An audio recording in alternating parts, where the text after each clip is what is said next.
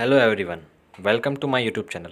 My name is Sanju Sharma और ये मेरा पहला वीडियो है मेरे यूट्यूब चैनल का। So let's start our new chapter.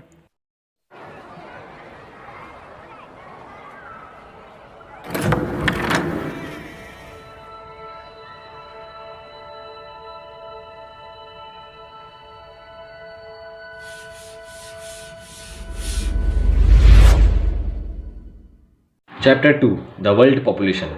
तो इस चैप्टर में पढ़ेंगे कि वर्ल्ड पॉपुलेशन कहाँ डिस्ट्रीब्यूट है, उसकी डेंसिटी कितनी है। Density means persons per square kilometre, जो कि आगे टॉपिक आएगा उसमें पढ़ेंगे डिटेल में। And growth. So let's start with the first line. The people of a country are its real wealth. Means जो पीपल होते हैं कंट्री की, वो उनकी रियल वेल्थ होती है। It is they who are the actual resources and make use of the country's other resources and decide its policies. Ultimately a country is known by its people. इस paragraph में बताया गया है कि जो people होते हैं वो कंट्री की एक्चुअल रिसोर्स होते हैं और वे बेटर यूज़ करते हैं रिसोर्सेज को और new inventions, new resources create करते हैं और साथ साथ में वे डिसाइड करते हैं उनकी पॉलिसीज़ को।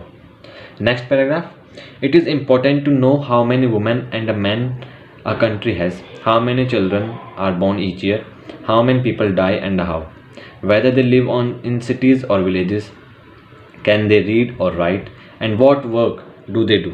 These are what you will study about in this unit.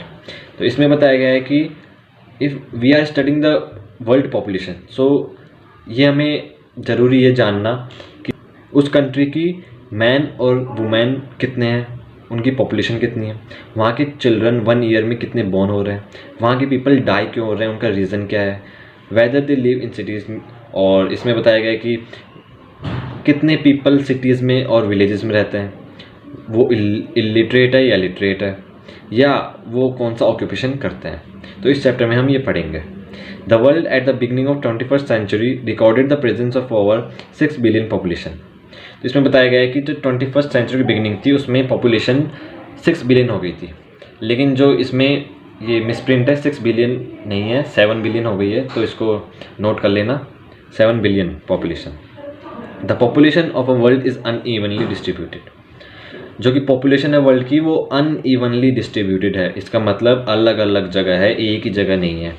The remark of George B Cressey about the population of Asia that Asia has many places where people are few and few places where people are very many is true about the pattern of population distribution of the world also. तो George B Cressey एक geographist थे, उन्होंने Asia की population के बारे में बताया कि जो एशिया है, एशिया में जो पीपल रहने वाले हैं वो बहुत लिमिटेड, बहुत ही स्पेसिफिक एरिया में रहते हैं, और जो कि बहुत सारी जगह हैं वहाँ पर सिर्फ थोड़े पीपल रह रहे हैं, मीन्स अनइवनली डिस्ट्रीब्यूटेड है। नेक्स्ट टॉपिक है patterns of population distribution in the world. Patterns of population distribution and density help us to understand the demographic characteristic of an area. Demographic characteristic का means population से related है। The term population distribution refers to the way people are spaced over the earth surface. Means population distribution होता क्या है, इसका मतलब होता है कि जो कि people है वो अर्थ सरफेस पे कैसे स्पेस हो रहे हैं, कहाँ हो रहे हैं, कितने हो रहे हैं, जो कि पॉपुलेशन डिस्ट्रीब्यूशन के अंदर आता है। Broadly 90% of the world population lives in about 10% of its land area. बहुत इंपॉर्टेंट लाइन कि 90% वर्ल्ड पॉपुलेशन सिर्फ 10% लैंड एरिया पे रह रही है। The 10 most populous countries of the world contribute about 60% of the world population.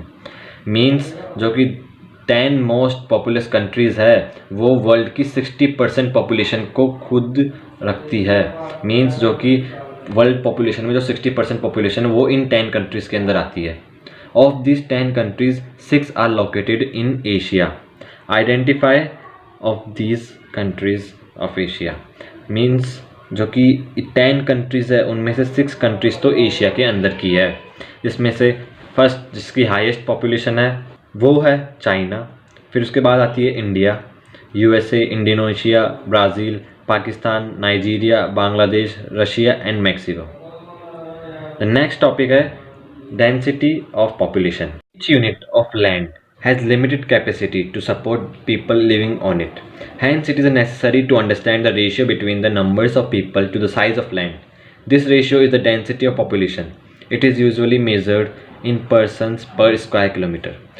So density के बारे में बताया गया है कि एक जो कि लैंड होती है वो सिर्फ लिमिटेड पॉपुलेशन को ही अपने ऊपर रखती है, लिमिटेड कैपेसिटी होती है उसकी।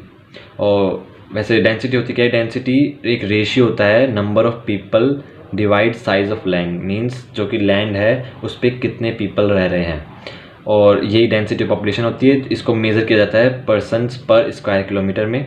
आपको नीचे डेंसिटी का फॉर्मूला दिया हुआ है, density of population is equals to population divide area.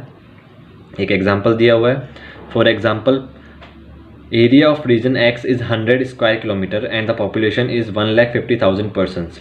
The density of population is calculated as density is equals to population upon area है, population दे रखी है अपन को 1,50,000 और एरिया दे रखा है 100 स्क्वायर किलोमीटर, जिसको डिवाइड कर देंगे तो डेंसिटी निकलेगी 1500 persons per square kilometre.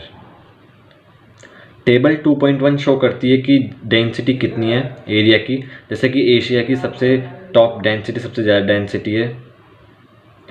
Then next topic आता है factors influencing the distribution of population, means population का डिस्ट्रीब्यूशन पे फैक्टर्स कौन कौन से होते हैं जिससे डिस्ट्रीब्यूशन होता है पॉपुलेशन का, जिसमें से फर्स्ट आता है जियोग्राफिकल फैक्टर्स। इसका सब फर्स्ट टॉपिक है अवेलेबिलिटी ऑफ वाटर।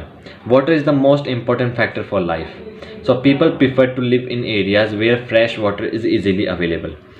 तो वाटर एक बेसिक नीड है जो कि सब जानते हैं, और पीपल प्रीफर करते हैं कि वो उनको फ्रेश वाटर मिले और वहीं रहना पसंद करेंगे वो। वाटर इज़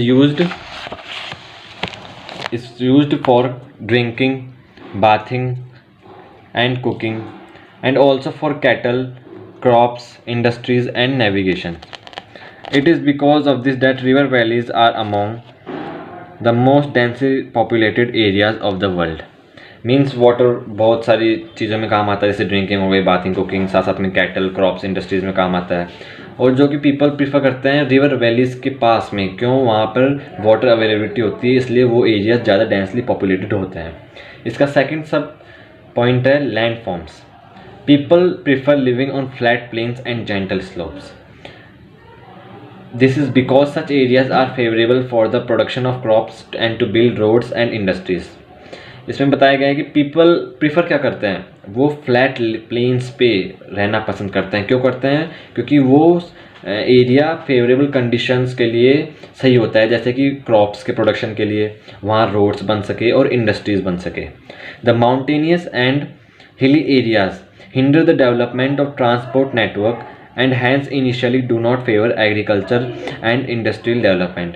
मीन्स जो कि माउंटेनियस एरियाज होते हैं, हिली एरियाज होते हैं, वो डेवलपमेंट को रोकते हैं। किसकी डेवलपमेंट को? जैसे कि ट्रांसपोर्ट नेटवर्क हो गया और एग्रीकल्चरल और जो कि इंडस्ट्रियल डेवलपमेंट होता है उनको भी फेवरेबल कंडीशन प्रोवाइड नहीं करते। So these areas tend to be less populated, इसलिए ये एरियाज पॉपुलेशन में कम होते हैं, लेस पॉपुलेटेड होता है। The Ganga Plains are among the most densely populated areas of the world, while the mountains zones in the Himalayas are scarcely populated. और इसी कारण की वजह से जो गंगा प्लेन होता है वहाँ की पॉपुलेशन ज़्यादा होती है, डेंसली पॉपुलेटेड होते हैं, और कंपेयर टू द माउंटेन्स वहाँ की पॉपुलेशन कम होती है। द नेक्स्ट थर्ड सब टॉपिक है climate and extreme climates such a very hot और cold deserts are uncomfortable for human habitation. Means एक एक्सट्रीम क्लाइमेट जो ज़्यादा गर्मी वाला या ज़्यादा ठंड वाला, वो अनकंफर्टेबल होता है ह्यूमन हैबिटेशन, ह्यूमंस के जीने के लिए। Areas with a comfortable climate where there is not much seasonal variation attract more people. और जो कि एक ऐसा एरिया जो कि बिल्कुल कंफर्ट प्रोवाइड करवा रहा है, कंफर्ट क्लाइमेट है, प्लीजेंट क्लाइमेट है, जिसमें ज़्यादा सीजनल वेरिएशन नहीं हो रहे, वो पीपल को ज़्यादा अट्रैक्ट करता है। Areas with very heavy rainfall और extreme and harsh climate have low population.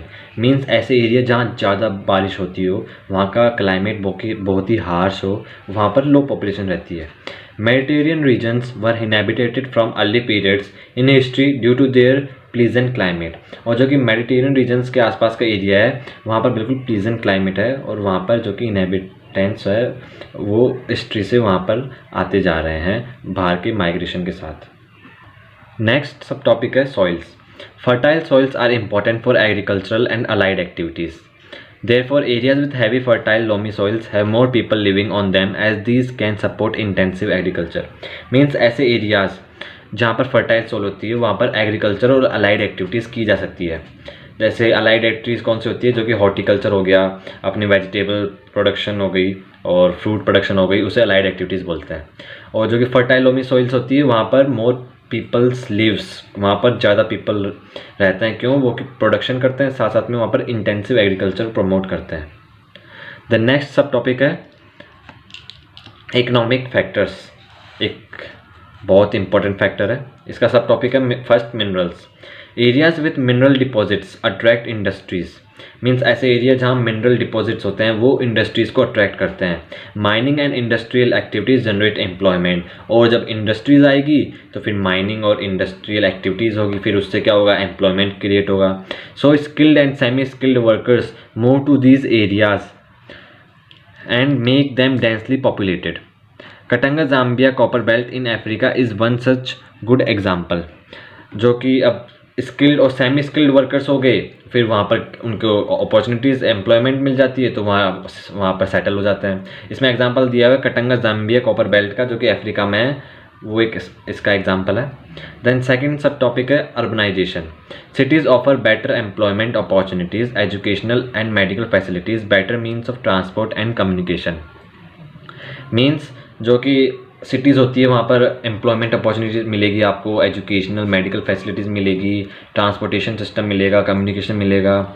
इससे क्या होता है, एक इम्पॉर्टेंट फैक्टर है जिससे क्या होती है, एक पॉपुलेशन दूसरी जगह जाती है। Good civic amenities and the attraction of city life draw people to the cities.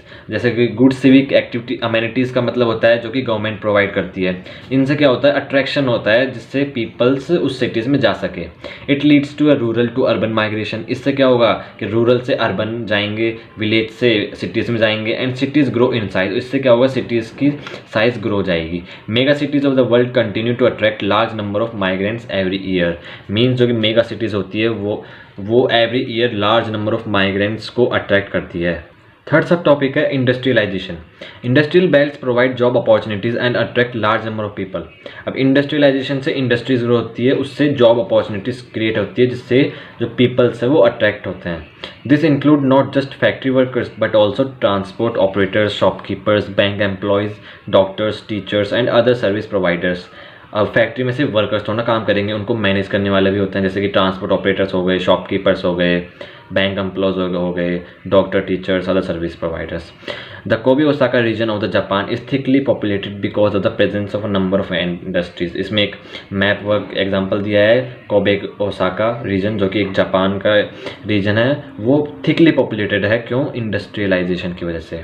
हाँ, और एक इम्पॉर्टेंट बात जो भी मैंने मैप का बताया है, एक तो कटंगा ज़ाम्बिया कॉपर बेल्ट और एक कोबे ओसाका, इनको मार्क करके रखना, एग्जाम में इम्पोर्टेंट है। देन थर्ड फैक्टर है social and cultural factors. Some places attract more people because they have religious or cultural significance. Means religion और culture की वजह से भी people attract होते हैं। In the same way, people tend to move away from places where there is social and political unrest. Means जहाँ social और political unrest है, मीन्स कॉन्फ्लिक्ट्स हो रहे हैं, लड़ाई दंगे हो रहे हैं और डिस्क्रिमिनेशन हो रहा है, इनसे क्या होता है, पीपल्स को मूव करना पड़ता है वहाँ से। Many a time government offer intensive to people to live in sparsely populated areas और move away from overcrowded regions. Means government को इंटरफेयर करना पड़ता है प्राइवेट प्रॉपर्टी में। वैसे गवर्नमेंट इंटरफेयर नहीं कर सकती, लेकिन जब कॉन्फ्लिक्ट्स होंगे, डिस्क्रिमिनेशन होगा और अनरेस्ट फैलेगा तो गवर्नमेंट को इंटरफेयर करना पड़ता है, और इससे गवर्नमेंट ऑफर करती है कि आप वहाँ से मूव कर जाओ और दूसरी जगह पे। ये हमारा वीडियो का फर्स्ट पार्ट था, सेकंड पार्ट जल्दी अपलोड हो जाएगा। Thank you.